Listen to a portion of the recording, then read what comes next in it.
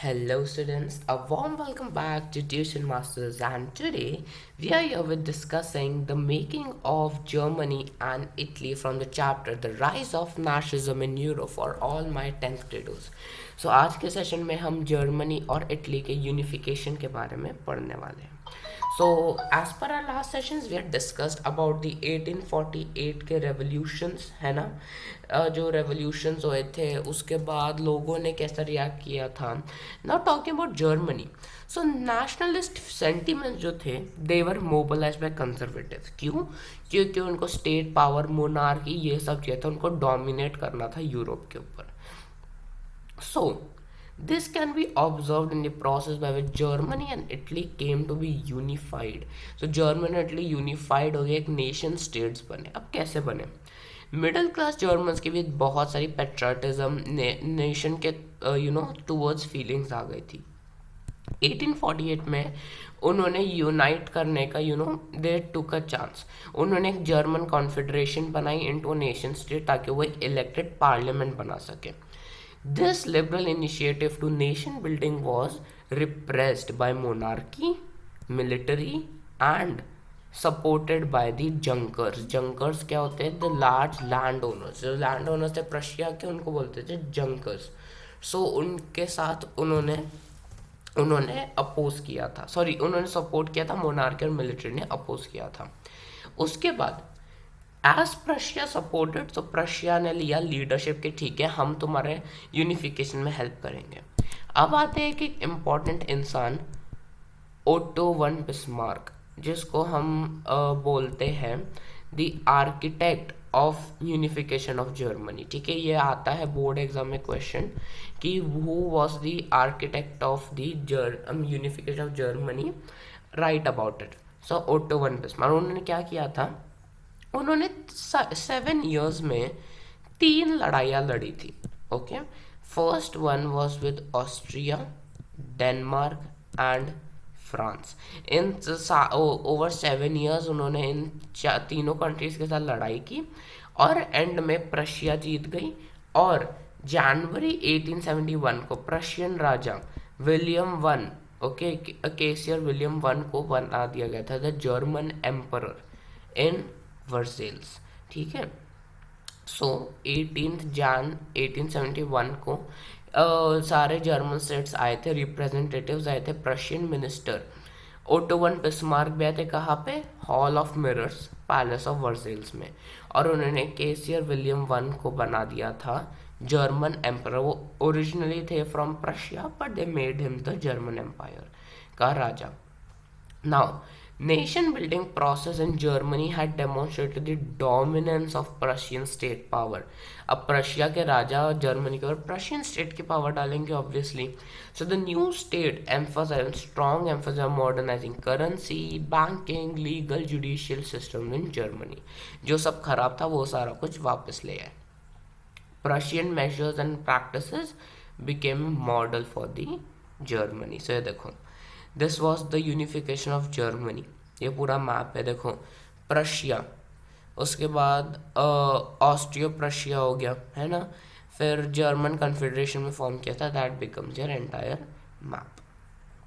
अब Italy, Italy की बात करते हैं. जर्मनी के जैसे इटली की भी it had a long history of fragmentation, political fragmentation था, बिकॉज बहुत सारी अलग अलग डायनेस्टिक स्टेट्स में इटालियंस फैले हुए थे.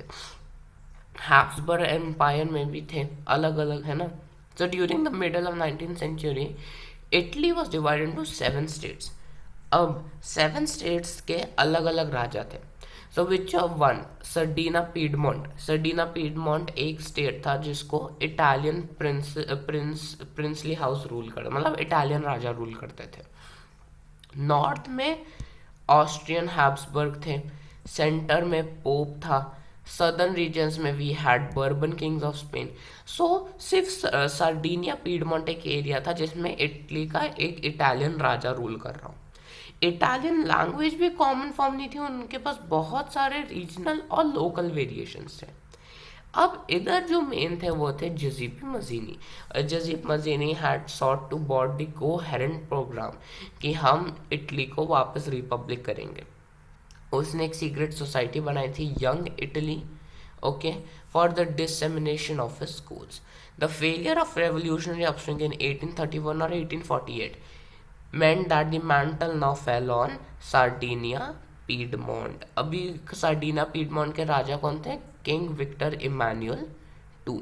अब उनके ऊपर आ गया था. अब गजीब मजीनी ने ट्राई किया यंग इटली में, पर 1831 1848 दोनों रेवोल्यूशन फेल हो गए. अब करना क्या है? अब पूरे इटली को यूनाइट एक इटली का राजा ही कर सकते हैं. सार्डिनिया पीडमोंट एक एरिया था जहाँ पे किंग विक्टर इमानुअल टू थे, इटली के राजा. सो उन्होंने सोचा कि यही अब कर सकते हैं. So in the eyes of the ruling elites of this region, a unified Italy will give them economic development and political dominance. So, उन्होंने हेल्प ली थी of the person chief minister Cavour. उन्होंने क्या किया था? इन्होंने मूवमेंट लेड किया था कि ये रीजन्स को यूनिफाई करने के लिए. एंड ये रेवोल्यूशनरी भी नहीं थे, ना एक डेमोक्रेट थे, ठीक है. वो एक इटालियन इलाइट के मेंबर्स थे. वो फ्रेंच बोलते थे better than other Italians used to do. So उन्होंने टैक्टफुल डिप्लोमेटिक अलायंस बनाया विद फ्रांस, और सार्डिनिया पीडमोंट ने ऑस्ट्रियन फोर्सेस को डिफीट कर दिया इन 1859. सो रेगुलर ट्रूप्स के अलावा a large number of armed volunteer under the leadership of Giuseppe Garibaldi joined the fray in 1860. सो कौन कौन थे? पहले हमारा गुजीब मजीनी था, है ना, गुजीब मजीनी. उसके बाद we had our king Victor Emmanuel, है ना, किंग विक्टर.